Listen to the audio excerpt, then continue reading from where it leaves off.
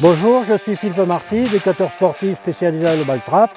J'ai été plusieurs fois champion de France, vice-champion d'Europe, vainqueur de la Coupe du Monde. Et je vais présenter au travers de quelques vidéos les fondamentaux du tir.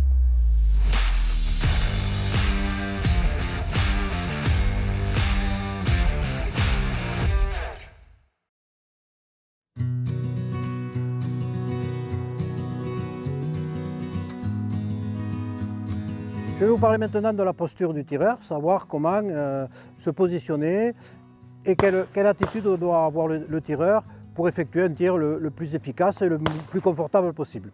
Alors, il y a une règle dans les sports, c'est d'utiliser les postures les plus simples et les plus naturelles possibles. Alors, la position naturelle de l'homme, c'est debout. Bon, dans le midi, c'est un peu couché quand on fait la sieste, mais en principe, c'est donc debout. Est-ce qu'on peut tirer dans cette position? Effectivement, on va s'apercevoir qu'on a un certain déséquilibre avant-arrière. Que pour tourner, là aussi, on risque d'avoir quelques déséquilibres qui vont apparaître. Alors, partant de cette position naturelle, on va la faire évoluer par rapport aux contraintes qu'on va rencontrer en utilisant un fusil. Alors déjà, on va essayer de trouver une posture qui va nous permettre d'être en équilibre. Alors on le sait, quand on va tirer, on va absorber un recul qui va nous déséquilibrer naturellement sur l'arrière. Donc, qu'est-ce qui va se passer?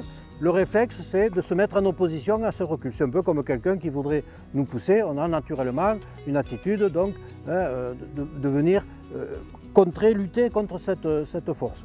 Donc, on n'en est pas là. On n'a quand même pas une troisième ligne centre qui va venir nous percuter. Ce n'est qu'un fusil.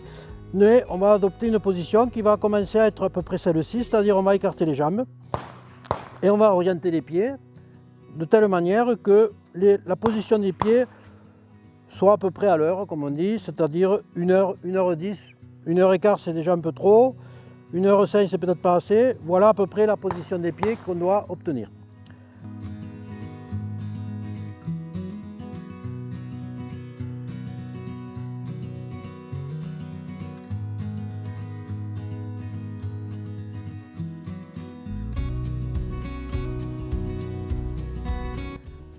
L'écartement des deux pieds, en règle générale, c'est à peu près la largeur du buste des épaules. Donc ça serait trop resserré. Et là, on a une forme de déséquilibre. Là, on est dans une position trop écartée. Et là, on a une position aussi de déséquilibre. Et puis naturellement, quand on met les pieds à peu près de la largeur des épaules, on a une posture qui commence à... on a un ressenti d'équilibre. Voilà. Donc, voilà à peu près déjà au niveau de la position ce que doit ressembler un tireur. Alors si on fait des comparatifs à d'autres sports, on ne peut pas dire que nous, au niveau du tir, on a quelque chose de très compliqué à faire sur le plan physique, sur le plan musculaire, c'est relativement simple. Bon, si je reste les deux pieds à plat, quand je vais avoir le recul dans mon épaule, j'aurai quand même tendance à partir vers l'arrière. Donc, naturellement, il faut faire quoi? Il faut transférer son poids légèrement sur la jambe gauche. Et on s'aperçoit qu'en faisant ça, notre talon droit va se décoller. Alors bien sûr, on ne va pas en arriver à cette position, où là on retrouve du déséquilibre.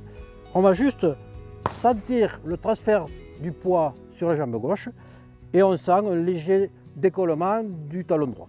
Voilà. Donc voilà à peu près la position du tireur. Maintenant, je vais le faire avec l'arme dans les mains.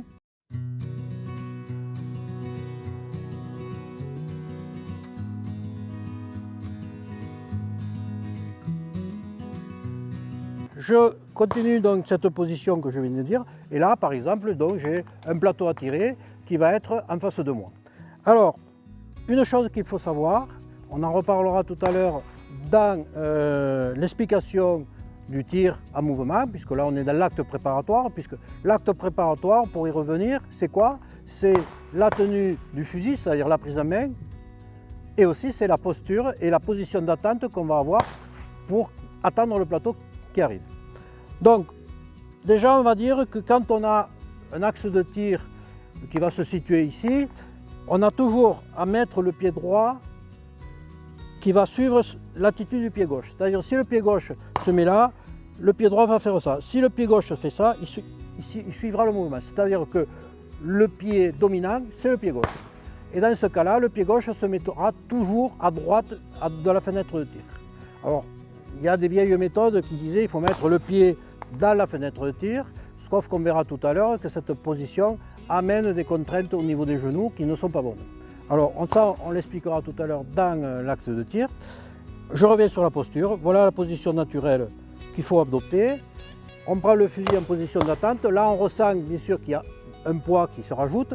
Donc, est-ce que j'ai une retenue de l'arme à faire? Et je me retrouve, encore une fois, avec le poids sur ma jambe gauche qui va me maintenir en équilibre. Voilà une attitude d'un tireur qui va atteindre un plateau. Bien sûr, si je fais l'acte d'épaulement, voilà à peu près la posture d'un tireur dans la norme qui amène quoi?